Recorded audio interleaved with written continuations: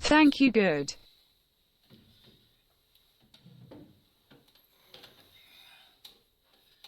W odcinku 4 mówiłem o oddziaływaniu pomiędzy materią. Dzisiaj chciałbym omówić między innymi mechanizm wyrzutu fotonów z atomu oraz wypijania elektronów z atomu. Chcąc pokazać, jaki mechanizm powoduje wyrzut fotonów z atomu, musimy sobie przypomnieć budowę protonu. Spójrzmy na rysunek. Good morning to you. In the fourth episode, I talked about the interaction between matter. Today I would like to discuss, among other things, the mechanism of ejection of photons from an atom and ejection of an electron from an atom. Wanting to show what mechanism causes the ejection of a photon from an atom, we need to remember the structure of a proton. Here's an electron in a stationary orbit, held in that position by the electrostatic forces from the proton's electrostatic force window and the electrostatic forces from the proton's gravity funnel. We also remember that the photonus has an electric charge at its ends. If the photonus is within the proton interactions, the force lines of the gravitational field will only slightly affect it, because it is a very weak interaction and the photonus will be able to move within the proton.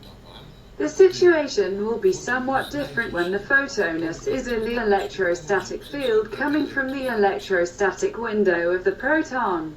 Fotonus nigdy nie przedostanie się do środka tego pola, bo zostanie zatrzymany pomiędzy lejem grawitacyjnym protonu a zewnętrznymi liniami sił pola elektrostatycznego pochodzącymi od okienka elektrostatycznego protonu. Stanie się tak dlatego, że te linie sił graniczące z sobą mają przeciwne kierunki.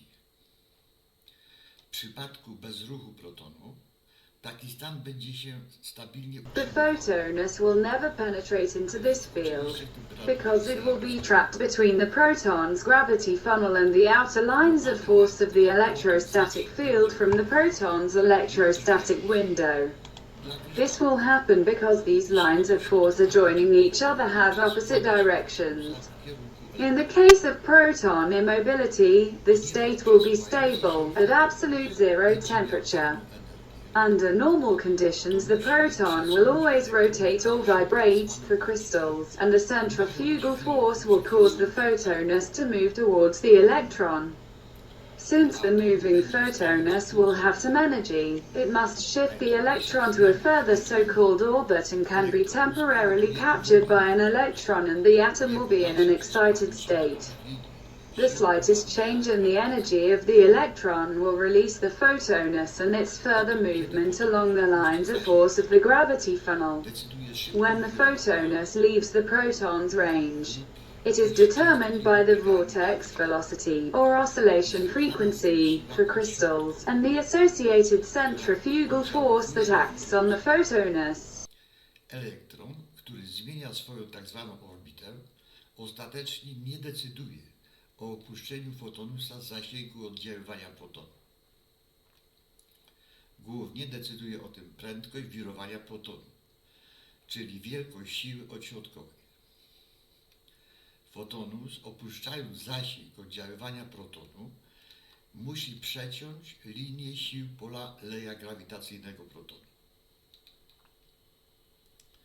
To właśnie w tym momencie fotonus uzyskuje An electron that changes its so-called orbit ultimately does not decide about leaving the photonus from the range of proton interactions. It is mainly determined by the proton vortex velocity, i.e., the magnitude of the centrifugal force.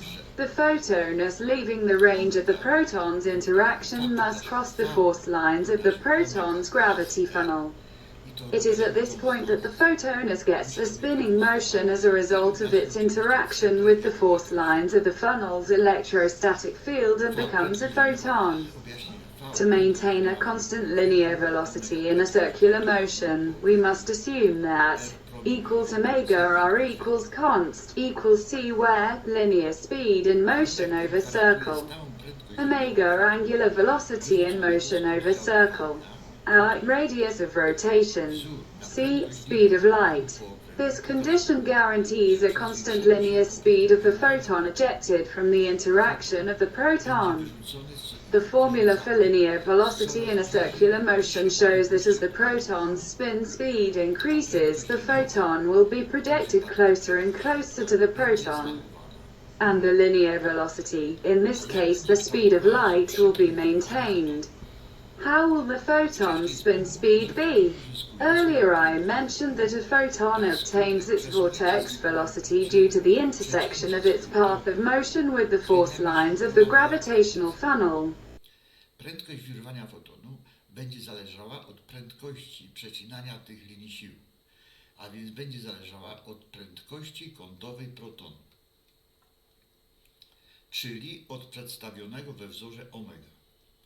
Im większa szybkość wirowania protonu, tym większa szybkość wirowania fotonu, czyli częstotliwości. Foton uzyskuje tym samym coraz większą energię. Drugim czynnikiem, który będzie miał największy wpływ na The szybkość speed of the photon spinning will depend on the speed at which these lines of force intersect, so it will depend on the angular velocity of the proton, i.e. on the one represented in the formula, omega. The higher the proton spinning speed, the faster the photon spin speed, i.e. the frequency. The photon obtains more and more energy. The second factor that will have the greatest impact on the photon spin speed is the square of the distance between the proton and the point where the photon intersects the gravitational funnel. The force will be according to Coulomb's law. So the energy that gives the photon the angular velocity, spin, is a complex energy, because forces are a parabolic function and a hyperbolic function, and to show the interval of the so-called electromagnetic radiation is taken on a logarithmic scale. The new theory of light shows once again that a photon is not a wave but a mass quantum, which can be assigned linear velocity and angular velocity, spin. NTS also shows how it is implemented in the atom. He also indicates that it is difficult to talk about an energy quantum, because a mass quantum, which is a photon or a photonus, can have energy from 0 to very high, and the energy can change continuously. Therefore, we should talk about the quantum of mass rather than energy. Rozważmy jeszcze przypadek, kiedy atom wodoru jest jonem, czyli proton bez elektronu. Jak wcześniej wspomniałem, elektron nie bierze znaczącego udziału w wyrzucie fotonu przez atom. Dlatego też wyrzut fotonu z jonu będzie się odbywał na podobnych zasadach jak w atomie. Zarówno atomy, jony czy też plazma mogą emitować fotony, czyli na przykład światło widzialne, które możemy obserwować. Dla zobrazowania tego zjawiska dołączam uproszczoną animację.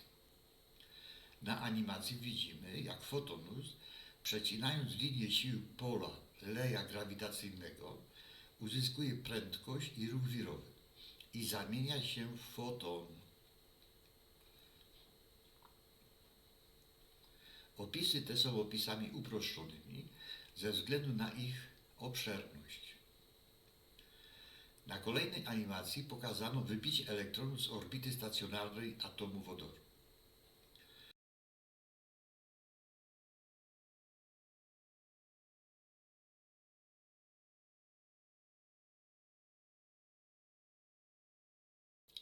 Na podobnym zjawisku oparte są wszystkie reakcje chemiczne. Such a system will try to reduce energy. The nearby electron will be attracted by the electrostatic field and will return to the same stationary orbit, and the atom will be deionized. The extended lines of force of the electrostatic field behind the electron will rapidly dissipate as the lines of force these fields will be in the opposite direction to the electron-forming photons, doing the work that will increase the temperature of the surroundings. Based on a similar phenomenon are all chemical reactions. The current theory, describing, for example, the hydrogen molecule H2 recognizes that the orbitals of both hydrogen atoms overlap and this configuration of electrons constitutes a bond, although no force capable of such bonding can be seen in it. In NTW, the explanation for this phenomenon is completely different. Since in NTW the electrons in each atom are located in stationary orbits, so in the hydrogen atom, the proton is far away from the electron, which makes a single hydrogen atom an electric dipole. The two hydrogen atoms must therefore combine to form the electrically neutral hydrogen molecule H2. Such a connection is shown in the figure. This also explains the high activity of a single hydrogen atom pochodzących z okienka elektrostatycznego protonu, co wyjaśniono w odcinku 4.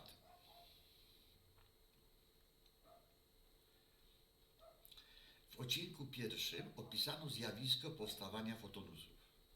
Wiemy już, że jest to odmiana fotonu, który utracił część lub całość energii, ale nie utracił masy. Fotonusy rozproszone są w całym wszechświecie.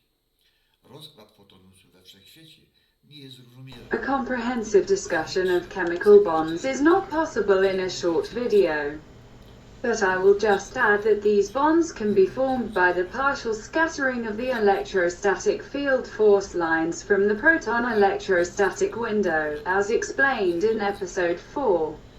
Episode 1 describes the phenomenon of photonus formation. We already know that this is a type of photon that has lost some or all of its energy but has not lost mass.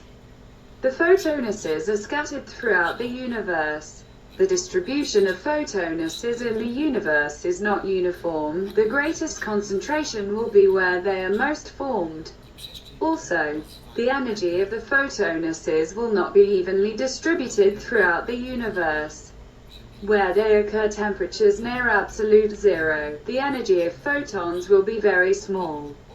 While where temperatures are very high, their energy will be very high. Our previous generations guessed that there is some matter in any space that allows the transmission of electromagnetic waves, and they called this space ether. The new theory of light clearly shows that they were right. The role of the ether are performed by scattered photonuses with an electric charge. Photonuses will react to any electric field and are able to carry information in the form of an electromagnetic wave. An animation was attached to the explanations. Fala po dotarciu do anteny, która jest odcinkiem przewodnika, wywołuje w niej pewne, niewielkie, zmienne napięcie. Po wzmocnieniu tego napięcia z anteny odbiorczej uzyskujemy użyteczny sygnał pozwalający na przekaz informacji. In a very simplified animation we see how the transmitter, i.e. the source of the variable electrostatic charge, causes the reaction of photons in space and the transfer of this reaction in the form of a wave. The wave, after reaching the antenna, that it is a section of the conductor, it creates a certain slight variable voltage in it. After amplifying this voltage, a useful signal is obtained from the receiving antenna, allowing the transmission of information. Let's go back to the scattered photons in space. Now, after discovering dark matter and dark energy, scientists are wondering what is it? As of today, there is no answer to this question. As explained in previous episodes, matter arises in each universe a second for billions of years. The amount of photons used for its construction is small, because mainly by losing some energy, they turn into photonuses, which are only partially used. If these photonuses were not taken from all the space of the universe, they would become so dense that most likely life on Earth would become impossible. The function of such a photonus collector is performed by the so-called black holes. By the way, they also eat up planets or stars. If we assume that dark matter and dark energy are mainly photonuses, Then black holes act as regulators of the amount of dark matter and dark energy. W teorii Einsteina, oprócz masy tzw. spoczynkowej, wprowadzono tzw. masę relatywistyczną, którą w fizyce trudno jednoznacznie zdefiniować i budzi dużo kontrowersji.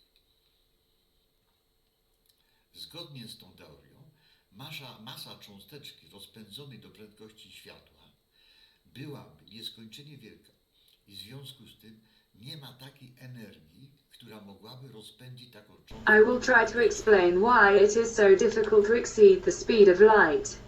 In Einstein's theory, in addition to the mass of the so-called resting, the so-called relativistic mass, which is difficult to clearly define in physics and raises a lot of controversy. According to this theory, the mass of a particle accelerated to the speed of light would be infinitely large, and therefore there is no energy that could accelerate such a particle to the speed of light. The followers of Einstein's theory are keen to describe the energy and velocities of elementary particles that they obtain in hadron colliders. These speeds reach almost the speed of light because the difference is only at the 9th decimal place, but nowhere will you even find a mention of the mass increase of, for example, a proton at such high speeds. Working at CERN, no physicists are concerned about their security, because they probably do not believe themselves that the mass of the proton will grow to infinitely great. You can clearly see that there is something wrong with this relativistic mass. Ma pewną gęstość, również w próżni. Każda większa cząsteczka, np. proton, któremu nadajemy prędkość, musi przebijać się przez ciemną materię. O ile przy małych prędkościach opór stawiany przez ciemną materię jest niezauważalny, to przy prędkościach światła opór ten lawinowo narasta. Tak więc to nie wzrost masy jest przyczyną gwałtownego przyrostu energii zapotrzebowanej, a zwiększający się... How does the new theory of light explain the same phenomenon? I mentioned earlier the dark matter that is photonus. Dark matter in every space in the universe has a certain density, also in a vacuum. Every larger molecule, such as the protons that we speed, must break through the dark matter. While at low speeds the resistance of dark matter is imperceptible, at speeds approaching the speed of light, this resistance grows rapidly. So it is not the increase in mass that causes the rapid increase in energy demand, but the increasing resistance of dark matter. I hope that sooner or later man will acquire the ability to control the stream of dark matter, and this use of control will allow using dark energy, depriving vehicles of gravity or diluting dark matter in a selected space and reaching a speed many times greater than the speed of light. ekologiczną, ale nie wpływałaby również na temperaturę naszej planety. Wykorzystanie tej energii daje zerowy bilans energetyczny. Każda energia, czy to pochodząca z paliw kopalnych, czy też z reakcji rozszczepiania jąder atomowych, daje skażenie środowiska i dodatni bilans energetyczny. The new theory of light is based on clear principles of classical physics. It gives the opportunity to explain virtually every phenomenon in the nano and macro world. It indicates the possibility of human use of countless resources of dark energy, which is not only ecological, but would also not affect the temperature of our planet. The use of this energy gives a zero energy balance. Any other energy, be it from fossil fuels or nuclear fission reactions, results in environmental pollution and a positive energy balance. Episode 5 in the series, How Matter is Made, is the last episode. Istnieją cząsteczki materii mniejsze o kilka rzędów wielkości od fotonu, czy fotonusa, i posiadają bardzo małe jednoimienne ładunki. The new theory of light presented in the episodes is certainly not a perfect theory, and some corrections and, above all, additions will probably be needed.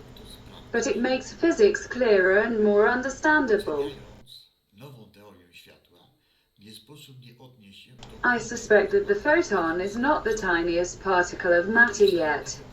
This is indicated by the mechanism of mutual attraction of photons from a certain distance.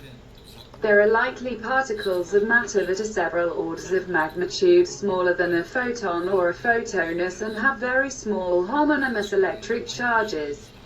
Perhaps someday in the future, when a man has the appropriate apparatus, he will be able to check it. uwagę i przypomnę, że nową teorię światła Thank you for your attention, and let me remind you that Zbigniew Kolchik tried to introduce you to the new theory of light. do widzenia Państwu. Goodbye to you.